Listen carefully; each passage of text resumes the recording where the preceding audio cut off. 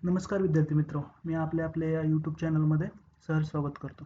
विद्यार्थी मित्रो, आपल्याला माहितीच आहे या यूट्यूब चॅनलवरती इयत्ता 10वी गणित भाग 2 याची लेक्चर सिरीज चालू आहे आणि याच्यामध्ये आपले 2 लेक्चर कंप्लीट झालेले आहेत आणि हे तिसरं लेक्चर चालू आहे. तर विद्यार्थी मित्रो, मी आपल्या सर्वांना सर्वप्रथम एक रिक्वेस्ट करेल की आपण या आपल्या यूट्यूब चॅनलला सबस्क्राईब करा आणि बेल आयकॉनचं बटन प्रेस करा, जेणेकरून की जे नवनवीन व्हिडिओ येतील ते आपल्याला सहजासहजी मिळून जातील. याच्यामध्ये विद्यार्थी मित्रांनो, आपण वेळ न घालवता लगेचच आपल्या लेक्चर नंबर 3 ला स्टार्ट करत आहोत. लेक्चर नंबर 3 ला स्टार्ट करण्या अगोदर लेक्चर नंबर 1 आणि 2 मध्ये जे काही महत्त्वाचे पॉईंट आहेत ते फक्त आपण रिव्हिजन करूयात आणि लगेचच पुढे जाऊया. तर विद्यार्थी मित्रांनो, प्रकरण पहिले याच्यामध्ये समरूपता हे प्रकरण पाहत आहोत आणि समरूपता ह्या प्रकरणामध्ये आपल्याला महत्त्वाचं काय आहे तर त्रिकोणाच्या क्षेत्रफळाचे जे सूत्र आहे ते 1/2 पाया गुणिले उंची. ओके. आणि दुसरं दोन त्रिकोणाच्या क्षेत्रफळाचे गुणोत्तर. दोन त्रिकोणाच्या क्षेत्रफळाचे गुणोत्तर हे आपण हे कसं आलं काय याच्यासाठी जे आपलं प्रकरण 1चं लेक्चर पहिलं आहे ते पहा, तुमच्या सर्व काही लक्षात येईल.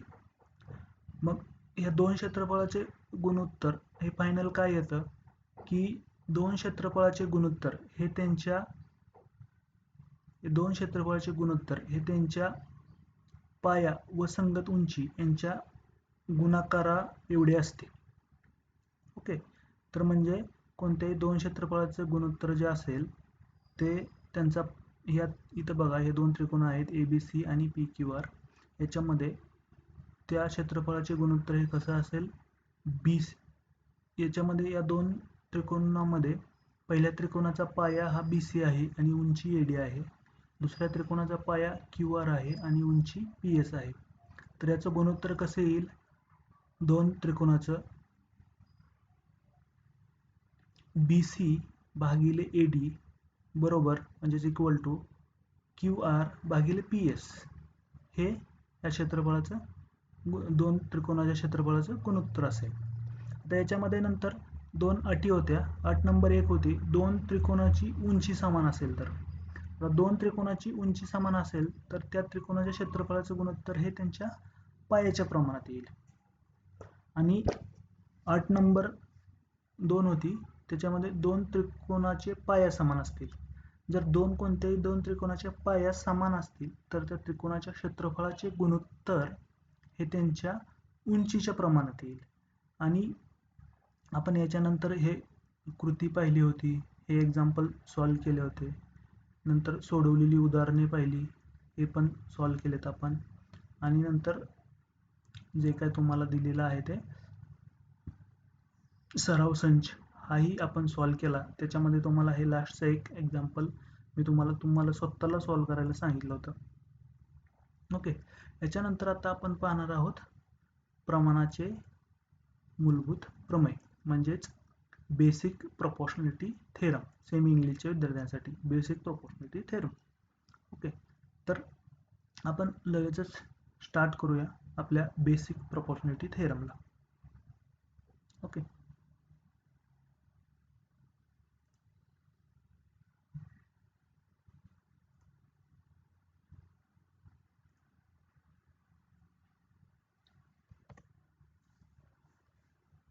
तर सुरुवात करूया प्रमाणाचे मूलभूत प्रमेय, बेसिक प्रपोर्शनॅलिटी थेरम.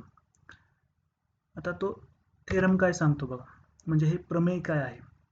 त्रिकोणाच्या एका बाजूला समांतर असणारी रेषा त्याच्या उरलेल्या दोन बाजूंना भिन्न बिंदूत छेदत असेल तर ती रेषा त्या बाजूंना एकाच प्रमाणात विभागते. आता ते कसं पाहू. आता इथं बघा, आपण इथं काय केलं, त्रिकोण ABC हा त्रिकोण ड्रॉ केला. म्हणजे आता बघा, त्रिकोणाच्या एका बाजूला समांतर असणारी रेषा. आता त्रिकोणाच्या BC या बाजूला समांतर आपण रेषा काढली, रेषा L. इथं बघा, त्रिकोणाच्या एका बाजूला समांतर असणारी रेषा म्हणजे त्रिकोणाची एक बाजू आपली BC आहे आणि तिला समांतर रेषा आपण L काढली. त्याच्या उरलेल्या बाजूंना भिन्न बिंदू छेदत असेल तर, म्हणजे त्रिकोणाच्या एका बाजूला समांतर असणारी रेषा त्याच्या उरलेल्या बाजू कुठल्या, ए बी आणि ए सी यांना भिन्न बिंदू छेदत असेल तर ते बिंदू कोणते, हा ए बी ला पी बिंदू छेदते आणि ए सी ला क्यू बिंदू छेदत असेल तर ती रेषा त्या बाजूंना एकाच प्रमाणात विभागते. म्हणजे ती रेषा त्या बाजूंना एकाच प्रमाणात विभागते. आता हे एकाच प्रमाणात आहे, सारखे नाही. सारखं म्हणजे जर ए पी जर 4 mm असेल तर ए क्यू पण 4 mm असं नव्हे. तर एका प्रमाणात म्हणजे काय ते आपण अगोदर समजून घेऊया. समजा की याच्यामध्ये इथं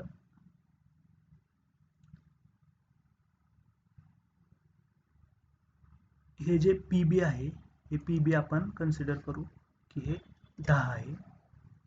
ओके. आणि ए पी आहे ते 5 आहे. हे एम एम मध्ये आहे, हे लक्षात ठेवा. ए पी हे बी पी हे 10 mm आहे आणि ए पी हे 5 mm आहे. तसंच इथं ए क्यू हे 10 mm आहे आणि क्यू सी हे 20 mm आहे. असं आपण हे कन्सिडर करतोय. ओके. कन्सिडर केल्यानंतर आता बघा याचं प्रमाण म्हणजे कसं केलं जातं. याच्यामध्ये जर आता आपण असं केलं, BP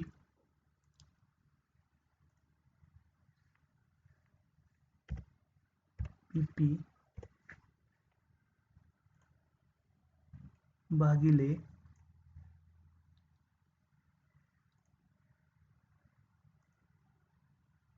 AP, okay,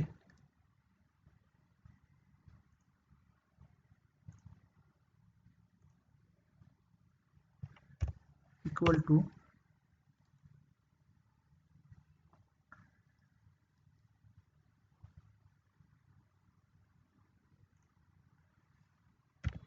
C Q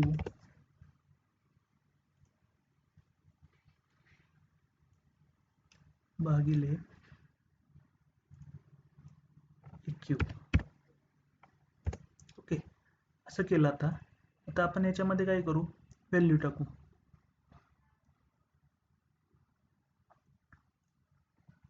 equal to आता व्हॅल्यू टाकू. व्हॅल्यू मध्ये आता बघा बीपी ची किंमत किती आहे आपली इथं, 10 आहे.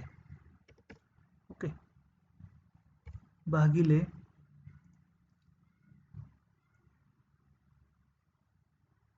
एपी ची किंमत किती आहे, 5 आहे. ओके. नंतर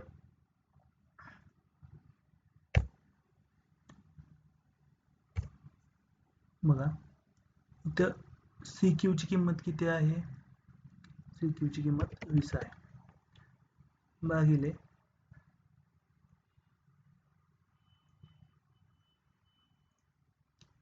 ए क्यू ची किंमत किती आहे, 10 आहे. आता आपण याचे भाग घालू. 5 एके 5, 5 दुनी 10, 10 एके 10,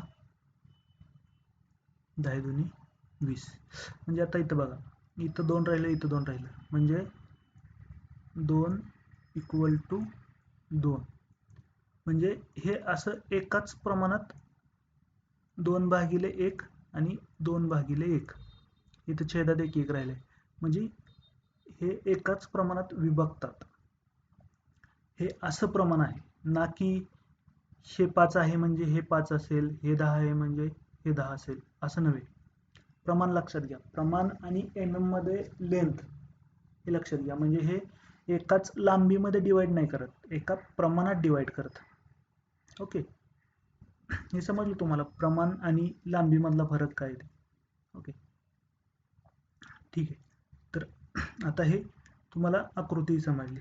आता आपण कुठलेही प्रमेय हे आपण काय करतो, पक्ष, साध्य, रचना आणि सिद्धता अशा ह्या 4 पॉईंटमध्ये डिवाइड करतो.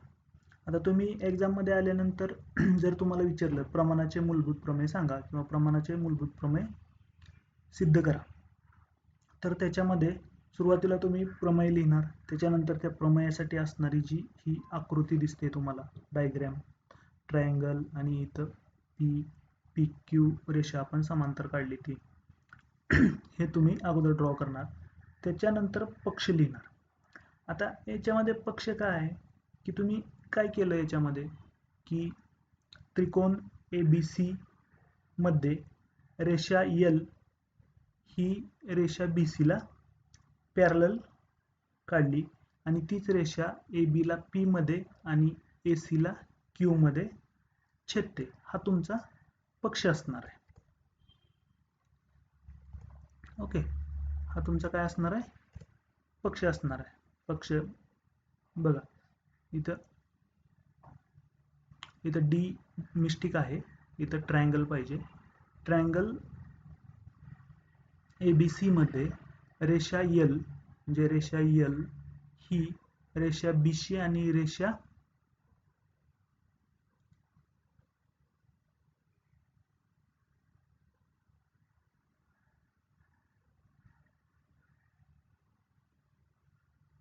बघा इथं पक्षामध्ये इथं D मिस्टिक आहे, इथं AB, इथं ट्रायंगल पाहिजे. ट्रायंगल ABC मध्ये रेषा L ही रेषा BC ला पॅरलल आहे, म्हणजे रेषा L ही रेषा BC ला पॅरलल आहे आणि रेषा L ही बाजू AB ला P मध्ये छेदते आणि बाजू AC ला Q मध्ये छेदते, इथं छेदते. हा तुमचा पक्ष झाला. आता त्याच्यानंतरचं साध्य, तुम्हाला साध्य काय करायचं आहे याच्यातून तुम्हाला साध्य काय करायचे, हे AP भागिले PB आणि AQ भागिले QC हे बरोबर आहे, समान प्रमाणात आहे, हे तुम्हाला इथे साध्य करायचे. साध्य हे आपल्या प्रमेयामध्येच असतं. इथं बघा, त्रिकोणाच्या एका बाजूला समांतर असणारी रेषा त्याच्या उरलेल्या बाजूंना भिन्न बिंदूत छेदत असेल, म्हणजे हा झाला पक्ष, आणि असेल तर ती रेषा त्या बाजूंना एकाच प्रमाणात विभागते, तर ती रेषा त्या बाजूंना एकाच प्रमाणात विभागते, हा झालं तुमचं साध्य. ओके, पक्ष साध्य झालं. मग आता त्याच्यासाठी तुम्ही रचना काय केली, हा ट्रायंगल तर तुम्हाला पक्षमध्ये दिला आहे, ही लाईन तुम्ही पक्षमध्ये दिली.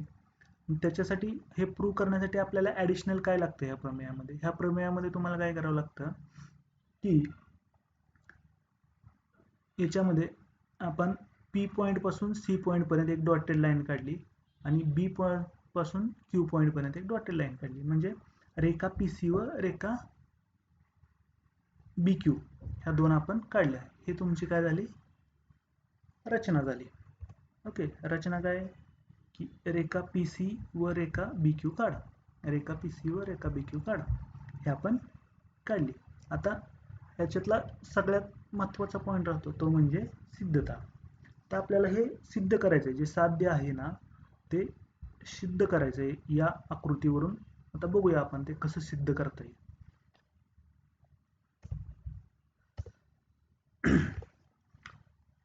सिद्धता, सिद्धतामध्ये काय की त्रिकोण APQ व त्रिकोण PQB हे समान उंचीचे त्रिकोण आहेत. आता इथं बघूया, आता यांनी कुठले कुठले त्रिकोण सांगितले, त्रिकोण APQ हा एक त्रिकोण झाला, बरोबर. आणि आता दुसरा त्रिकोण PQB हे समान उंचीचे त्रिकोण आहेत, बरोबर आहे. इथं ह्या दोघांची उंची जी आहे, ह्या दोन त्रिकोणांची ही PQ आहे. इथं बघा, हे दोघांमध्ये कॉमन लाईन आहे आणि ह्या दोघांची उंची ही PQ आहे, त्यामुळे हे दोन त्रिकोण हे समान उंचीचे त्रिकोण आहेत. आता तुम्हाला प्रकरण लेक्चर 1 मध्ये दिलेलं आहे की अट नंबर 1 आणि अट नंबर 2 तुम्हाला आठवत असेल, जर दोन त्रिकोणाची उंची समान असेल तर त्या त्रिकोणाच्या क्षेत्रफळाचे गुणोत्तर हे त्यांच्या पायाच्या प्रमाणात असतं. ओके, तर याच्यावरून आपण असं लिहू शकतो की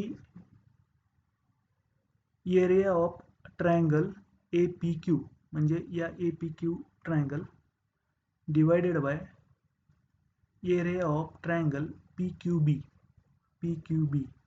equal to AP divided by PB, divided by म्हणजे भागिले PB. ओके, कारण क्षेत्रफळ त्यांच्या पायांच्या प्रमाणात येईल, कारण इथं आपण सांगितलं की ह्या दोन त्रिकोणाची उंची समान आहे, तर क्षेत्रफळ त्यांच्या पायांच्या प्रमाणात येईल. मग ज्या पद्धतीनं, आणि ह्याला आपण समीकरण 1 मानू. ओके, हे आपलं पॉईंट नंबर 1 आहे, याला आपण समीकरण 1 मानू. त्याच्यानंतर जसं आपण हा ट्रायंगल आणि हा ट्रायंगल याची उंची समान आहे असं कन्सिडर केलं, आणि हे आपलं इक्वेशन नंबर 1 आलं. तसंच आपण APQ आणि PQC हा जो ट्रायंगल आहे, इथं बघा, हा APQ आणि दुसरा हा दुसरा ट्रायंगल PQC. या दोन ट्रायंगल मध्ये पण ह्यांची उंची PQ आहे, उंची समानच आहे ह्या दोघांची PQ. म्हणजे जसं आपण ह्या पहिल्या दोन ट्रायंगलला, ट्रायंगल APQ आणि PQB ला जसं हे इक्वेशन प्रूव्ह केलं, तसंच आपण APQ आणि PQC ला पण करू शकतो. ओके, तर सेम तसेच ट्रायंगल APQ म्हणजे हा triangle APQ divided by triangle PQC equal to AQ भागिले QC, म्हणजे हे त्यांचं क्षेत्रफळाचे गुणोत्तर हे त्यांच्या पायांच्या प्रमाणात येईल. याला आपण इक्वेशन नंबर 2 किंवा समीकरण नंबर 2 मानूया. ओके, आता हे झालं. आता ह्याच्यानंतर बघा, आपल्या इथं दोन ट्रायंगल आहेत, PQB आणि PQC.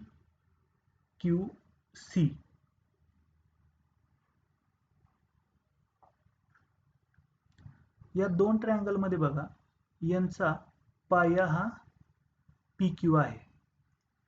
ओके, आता मी इथं ड्रॉ करतो अगोदर ट्रायंगल दोन्ही, PQB आणि दुसरा ट्रायंगल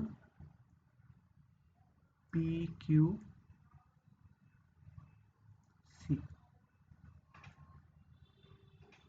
यांच्यामध्ये तुमच्या लक्षात येईल की PQ हा ह्या दोन्ही ट्रायंगलचा पाया आहे, बरोबर. आणि हे दोन्ही ट्रायंगल तुमची ही रेखा L आणि BC याच्यामध्ये आहेत. म्हणजे या दोन्ही ट्रायंगलची जी उंची असेल, ही जी काय उंची येईल ह्या दोन्ही ट्रायंगलची, ही दोन्ही ट्रायंगलची उंची समानच असेल. ओके, मग जर ह्या दोन्ही ट्रायंगलचा पायाही सेम आहे आणि उंचीही सेम आहे, तर हे दोन ट्रायंगल, ह्या दोन ट्रायंगलचे क्षेत्रफळ समानच असतात. हे आपण पाठीमागे एक एक्झाम्पल सॉल्व्ह केलेलं आहे. तुम्हाला जर हे इन डिटेल पाहायचं असेल तर तुम्ही पाठीमागचे लेक्चर पहा, तुमच्या लक्षात येईल. ओके, म्हणजे हे जे ट्रायंगल आहे PBQ आणि PQC, ह्या दोन ट्रायंगलचे क्षेत्रफळ समान आहेत, कारण यांची पाया आणि उंची हे समान आहे. त्याच्यामुळे आपण असं लिहू शकतो की जर ट्रायंगल PQB व ट्रायंगल PQC यांचा रेखा PQ हा समान पाया आहे व रेखा PQ ही पॅरलल आहे रेखा BC ला, म्हणून ट्रायंगल PQB व ट्रायंगल PQC यांची उंची समान आहे, म्हणून triangle PQB area of triangle PQB equal to area of triangle PQC, म्हणजे हे दोघांचे क्षेत्रफळ हे समान आहेत आणि ह्याला आपण इक्वेशन नंबर 3 मानूयात. ओके, मग आता इथे तुमच्या लक्षात येईल की समीकरण किंवा इक्वेशन 1 मध्ये APQ आणि 2 मध्ये APQ हे सेमच आहेत अंशामध्ये. छेदामध्ये ट्रायंगल PQB आणि याच्या छेदामध्ये ट्रायंगल PQC आहे. ओके, आणि आपण इथे इक्वेशन 3 मध्ये काय प्रूव्ह केलं की ट्रायंगल PQB म्हणजे इथला इक्वेशन 1 मधला छेद आणि ट्रायंगल PQC इक्वेशन 2 मधला छेद हे दोन्ही सारखेच आहेत. मग बघा, ह्या इक्वेशन 1 चा अंश सारखाच आहे आणि इक्वेशन 2 चा आणि इक्वेशन 1 चा अंश जो आहे तो सेमच आहे, आणि छेद जो आहे या दोन्हीचा PQB आणि PQC तो पण सारखा आहे असं आपण इक्वेशन 3 नुसार आपण प्रूव्ह केलं. तर आपण असं म्हणू शकतो की हे जे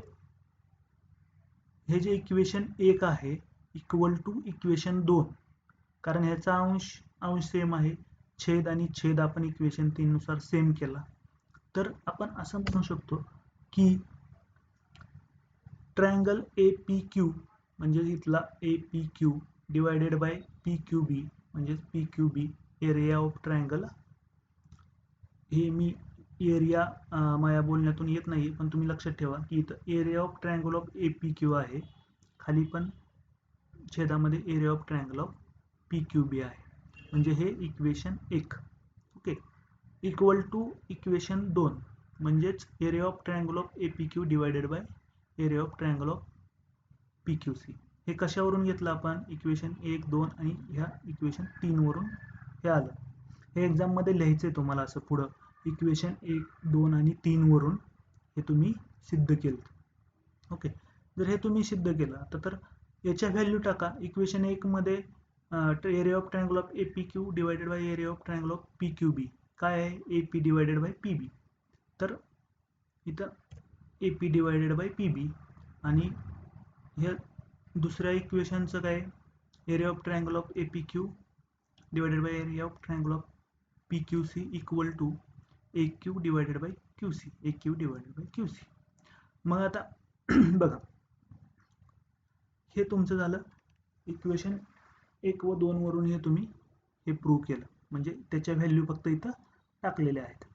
हे झालं तुमचं फायनल आन्सर, म्हणजे जे तुम्हाला साध्य करायचं होतं की इथं साध्य बघा, AP divided by PB equal to AQ divided by QC हे तुम्हाला साध्य करायचं होतं. हे साध्य तुम्ही साध्य केलं, तर हे तुमचं फायनल आन्सर असेल. तुमचं हे प्रमेय इथं संपतं. ओके, तर तुम्हाला हे प्रमेय जर समजलं नसेल किंवा प्रमेयामध्ये जर काही प्रॉब्लेम असतील तर तुम्ही मला कमेंट बॉक्समध्ये कमेंट करून विचारू शकता.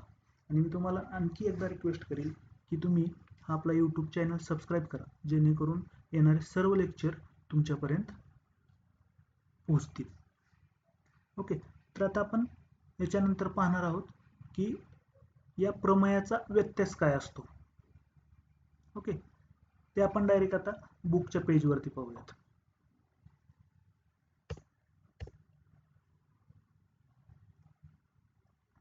ओके, आता हे तुमचं बुकचं पेज आहे, याच्यामध्ये हे साध्य दिलं होतं ते तुम्ही इथं साध्य केलं.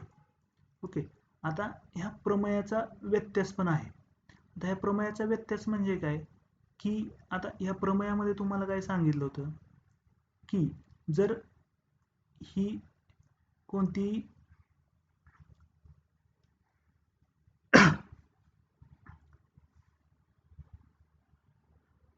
एका बाजूला समांतर असणारी रेषा उरलेल्या दोन बाजूला भिन्न बिंदूमध्ये छेदत असेल तर ती त्या बाजूंना एकाच प्रमाणात विभागते. तर आता याचा व्यत्यास काय बघा, एखादी रेषा त्रिकोणाच्या दोन बाजूंना भिन्न बिंदू छेदून एकाच प्रमाणात विभागत असेल, म्हणजे ह्या दोन बिंदूमध्ये छेदून ती जर ह्या दोन बाजूंना एकाच प्रमाणात विभागत असेल तर ती रेषा उरलेल्या तिसऱ्या बाजूला समांतर असते. हा झाला त्याचा व्यत्यास, म्हणजे फक्त उलट. जसं की आता आकृती 1.18 मध्ये दाखवल्याप्रमाणे जर रेषा L ही त्रिकोण ABC च्या बाजू AB आणि AC ला, म्हणजे AB आणि AC ला अनुक्रमे P आणि Q बिंदूमध्ये छेदते, आणि जर AP भागिले PB आणि AQ भागिले इक्वल टू AQ भागिले QC म्हणजे असं जर असेल तर ती रेषा L ही BC ला समांतर असते. हे त्यांनी याच्यामध्ये सिद्ध केले. आणि या प्रमेयाचा सिद्धांत अप्रत्यक्ष पद्धतीने देता येतो. तो म्हणजे कसं, आता त्यांनी याच्यामध्ये प्रॅक्टिकली तुम्हाला करायला सांगितलं. आता याच्यामध्ये काय करायचं, तुम्हाला एक ब्लँक पेज घ्यायचं आहे. ब्लँक पेजमध्ये तुम्ही मोजून घ्या. याच्यामध्ये तुमचं हे जर AB 5 सेंटीमीटर घ्या, BC 10 सेंटीमीटर घ्या, आणि हे AC कनेक्ट करा. जे काही येईल ते येईल. ओके. आता इथं बघा, ट्रायंगल ABC हा कोणताही एक त्रिकोण काढा. कोणताही एक, मी तुम्हाला फॉर एक्झाम्पल साठी AB इक्वल टू 5 मी इथं लिहितो हवं तर. AB इक्वल टू 5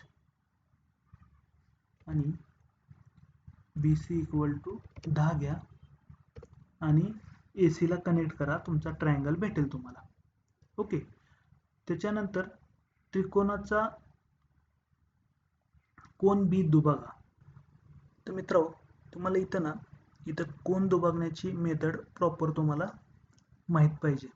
आता याच्यामध्ये यांनी काय केलंय बघा, याच्यामध्ये तुमच्या कंपासमध्ये जसं सांगितल्याप्रमाणे तुम्ही इथं B पॉइंट वरती कंपास ठेवायचं आहे. एक थोडंसं अंतर घ्यायचं आहे त्याच्यामध्ये, आणि थोडंसं अंतर घेतल्यानंतर तुम्हाला काय करायचं आहे, इथून एक असा चाप काढायचा आहे. हा चाप इथं BC ला आणि AB लाईनला इथं कुठेतरी इंटरसेक्ट होईल किंवा छेदेल. छेदल्यानंतर कंपासमधलं अंतर वाढवायचं आहे थोडंसं, आणि ते वाढवल्यानंतर हा जो इथं छेदलेला पॉईंट आहे त्याच्यावरती तुमचा कंपास ठेवून इथं एक असा आर्क मारायचा आहे. नंतर तिथून उचलून इथं BC ला ज्या ठिकाणी तुमचा छेदलंय त्या ठिकाणी तुमचं कंपास ठेवायचं आहे, इथं आणि इथं ठेवून दुसरा आर्क तुम्हाला मारायचा आहे. त्यावेळेस हे दोन आर्क एकमेकाला कुठेतरी छेदलेले असतील. तो छेदनबिंदू आणि तुमचा बीचा पॉईंट याच्यातून पास होणारी एक तुम्हाला ही अशी लाईन काढायची. ही लाईन काढल्यानंतर तुम्हाला तुमचा हा कोन इक्वल प्रमाणात डिवाइड झालेला असेल, म्हणजे इकडचा हा अँगल इक्वल टू हा अँगल असेल. ओके. तर ही तुमची सिंपल कोन डिवाइड करण्याची मेथड आहे. ही मेथड वापरून तुम्हाला काय करायचं आहे, हा कोन डिवाइड करायचा आहे. मग आता कोन डिवाइड केल्यानंतर AB बाजू तुम्हाला माहिती आहे, तुम्ही इथं 5 घेतली. ओके. आणि BC 10 घेतली. इथं 5 असेल, इथं 10 असेल. AD मेजर करा आणि DC मेजर करा आणि त्याच्या व्हॅल्यू टाका.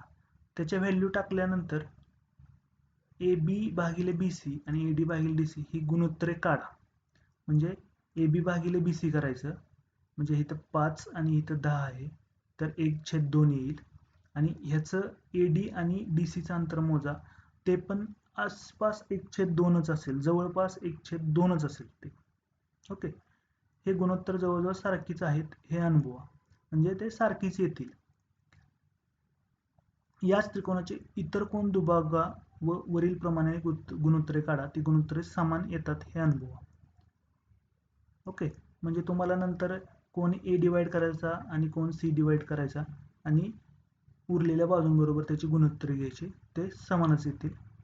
हे याच्यातून फक्त यांनी सांगितले. तुम्हाला ही एक प्रॅक्टिकल मेथड दिली. प्रॅक्टिकल म्हणजे असं कोणताही रेफरन्स न घेता डायरेक्ट तुम्हाला पेजवरती हा ट्रायंगल काढून डायमेन्शन मेजर करून तुम्हाला ते प्रूव्ह करायचे. ओके. तर हे होतं त्रिकोणाचे मूलभूत प्रमेय. आता हे त्रिकोणाचे मूलभूत प्रमेय झाल्यानंतर आपण नेक्स्ट लेक्चरमध्ये पाहणार आहोत त्रिकोणाच्या कोन दुभागाचे प्रमेय. Okay, theorem of an angle bisector of a triangle. तर हे लेक्चर पाहण्यासाठी आणि पुढच्या लेक्चरचं नोटिफिकेशन येण्यासाठी मी लास्टला आणखी एकदा तुम्हाला रिक्वेस्ट करेल की तुम्ही आपल्या या यूट्यूब चॅनलला सबस्क्राईब करा. सबस्क्राईब करून बेल आयकॉनचं बटन प्रेस करा, जेणेकरून तुम्हाला लेक्चर अपलोड झाले की लगेचच त्याची नोटिफिकेशन भेटून जाईल आणि तुम्ही खूप इझीमध्ये हे लेक्चर पाहू शकाल. थँक्यू विद्यार्थी.